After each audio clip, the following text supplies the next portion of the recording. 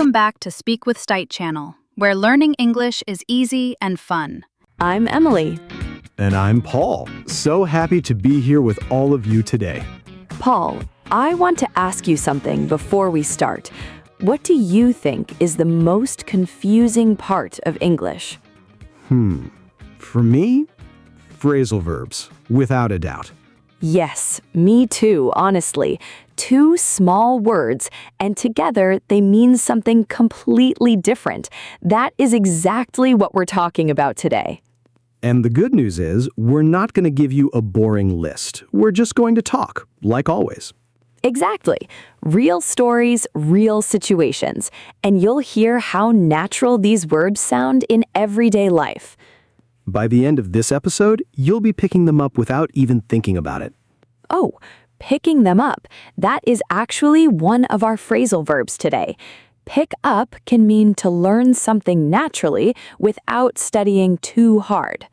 Like, I picked up some Spanish when I lived in Mexico. Or, you'll pick up new vocabulary just by listening to podcasts. Perfect. Okay, let's go on. So, Emily, let me tell you about my morning yesterday. It was a little bit chaotic. Oh no, what happened? Well, I woke up late. I had to figure out what to wear really fast. My jacket wasn't where I left it. I was looking for it everywhere. Classic morning panic. I know that feeling so well.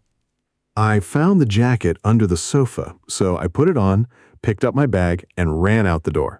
Okay, so there are two great phrasal verbs right there. Figure out, that means to find a solution or understand something. I need to figure out this problem. Can you figure out how to use this app? And look for, to search for something. I'm looking for my phone. She's looking for a new job. You look for something when you don't know where it is. And put on, to put clothing or something on your body. Every single morning. Put on your shoes, put on your coat. We use it all the time. So I ran to the bus stop, and I waited, and I started to think, should I just give up and call a taxi? Give up, to stop trying. Don't give up on your dreams, or he gave up after 20 minutes. It's that moment when you want to quit. But I told myself, no, Paul, carry on. Keep on waiting. The bus will come. Yes, carry on and keep on, they both mean to continue. Carry on with your work. Keep on practicing your English. Don't stop. I like carry on. It sounds very determined, very strong, very British. It does. You can almost hear someone saying it in a very serious voice. Carry on. Exactly. So the bus finally came. I got on, went to the back, and sat down. And on the bus, I was trying to work out why I always wake up late. Sit down. So simple, so useful. Please sit down. Come in and sit down. We use it in offices, classrooms, restaurants, everywhere. And work out.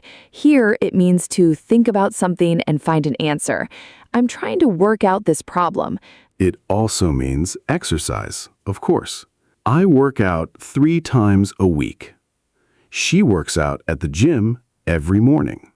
Two meanings, same words. English really loves doing that. It does, and you just understand from the context. So you got to work. What happened next?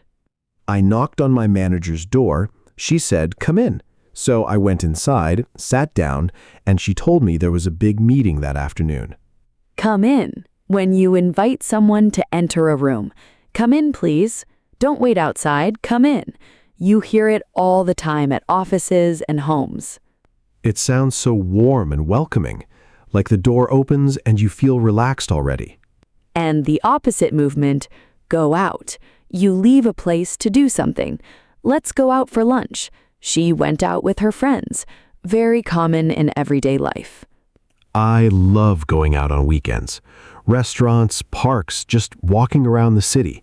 It's my favorite way to relax. Me too.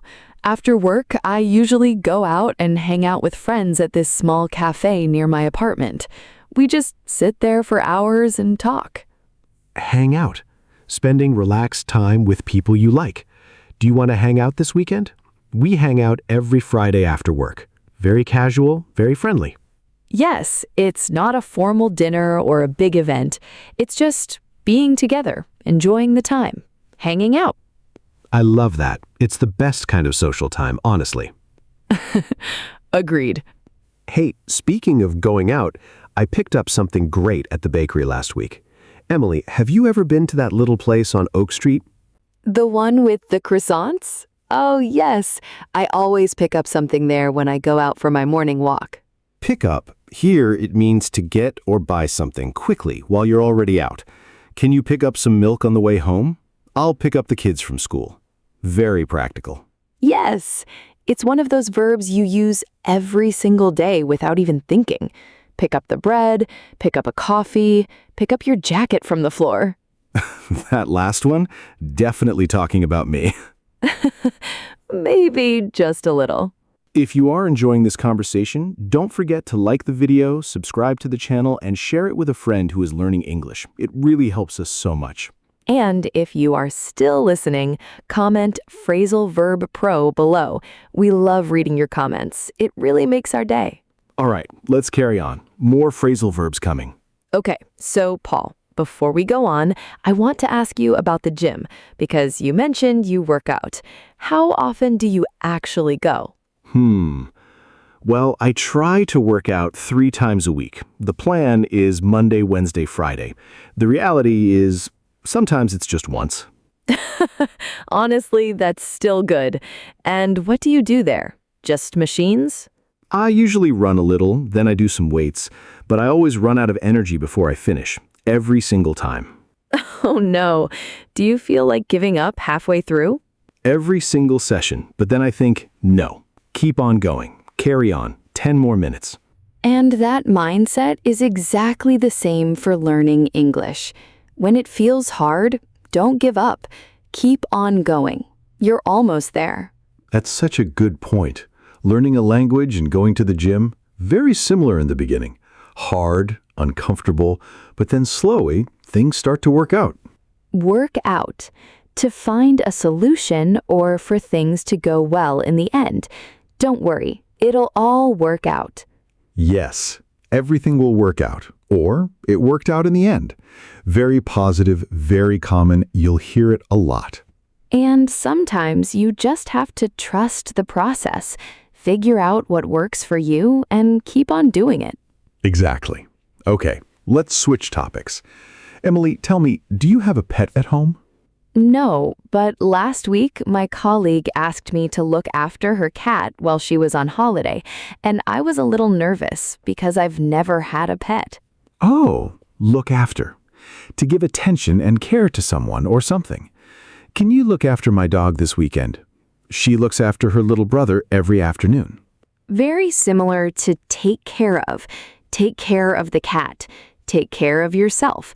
They mean almost the same thing, but take care of can sound a little more serious. And how did it go? Did the cat survive? Yes, the cat was fine, but I almost ran out of cat food one night. I completely forgot to check. Run out of. You have no more of something. I ran out of time. We ran out of coffee. She ran out of ideas. It's such a useful one. I use it all the time. I ran out of words. We ran out of milk. He ran out of energy at the end of the day. I ran out of patience once in a very long supermarket queue. I almost walked out. Oh no, but you stayed, right? I carried on. I kept on standing there. I survived. That is dedication. Okay, let me tell you about something else. Last Tuesday, I had to find out some important information for a project at work. What kind of information? Numbers, data, stuff I didn't have yet. My colleague found out the shop was closed early, so I had to look for another way to get the information. Good. Find out. To discover new information. I need to find out what time the meeting starts. Did you find out the results? It's about learning something you didn't know before. Different from figure out. Figure out is solving a problem with what you already have. Nice. So, I found out the restaurant is closed. That's discovering something. Now I need to figure out where to eat. That's solving the problem. Exactly. One comes before the other, in a way. First, you find out the situation, then you figure out what to do about it. I love that. In real life, that's exactly how it works. You find out your train is canceled. Then you figure out another way to get there. And you don't give up. You carry on. Always carry on. I sat down, took a deep breath, told myself not to give up, and just carried on. And I figured it out in the end. That's great. And that brings me to another one. Check out. Have you checked out that new documentary on the streaming platform? Everyone is talking about it. Oh, I haven't yet. Check out. To look at something with interest. Hey, check out this video. Check out the new cafe on the corner. It's an excited recommendation. Yes, and in a hotel, check out means to leave and pay. We need to check out by 11. Same two words, very different situation. Context is everything in English. That's why listening to real conversations like this one is so important. Okay, Emily, 2 more and we're done. Stand up and come back. Stand up, physically, of course. Please stand up. Everyone stood up when she walked in. At concerts, at ceremonies, at important moments. And stand up for yourself, that's defend yourself. Speak up. Don't stay quiet when someone treats you badly. Stand up for yourself. Such a powerful meaning. Very different from just getting out of your chair, but so important in real life. And come back to return somewhere. She came back from holiday yesterday. Come back tomorrow and we'll talk. When are you coming back? It's also emotional sometimes, right? Like, please come back can sound very heartfelt, very personal. It's the same 2 words, but the feeling changes completely depending on the situation. Oh, absolutely. Someone coming back from a long trip, that come back feels very different from come back to the shop and pick up your order. Exactly. Same words, completely different moment. And the last one, go on. Emily, go on. Go on. It means to continue. Go on. Tell me more. Don't stop. Go on. It pushes someone to keep talking, keep going. And it's also used to encourage someone. Go on. You can do it. Like a little friendly push. In British English, go on can also mean, really? Are you serious?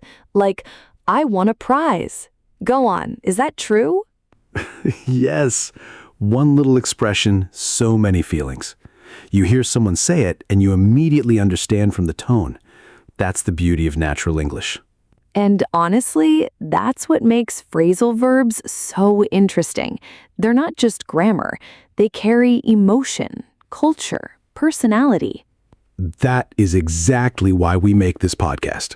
So you can hear these expressions the way real people use them, in real moments, with real feeling. All right, everyone. We hope you enjoyed today's episode.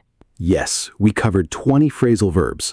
Go on, come back, find out, figure out, pick up, look for, look after, run out of, give up, carry on.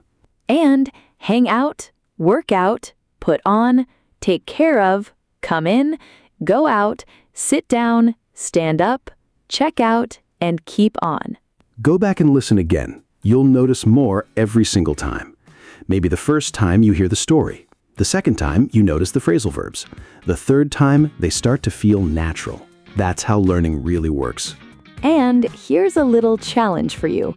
Today, try to use just one of these phrasal verbs in a real sentence. Talk to a friend, write it in a message, say it out loud at home. One is enough to start. We believe in you. You can do this. Don't give up. Keep on going. Don't forget to like this video, subscribe to Speak with Stite channel, and share it with a friend who is learning English. Your support means everything to us. Thank you so much for spending this time with us today. It really means a lot. Take care of yourselves, everyone, and we'll see you in the next episode. Bye for now.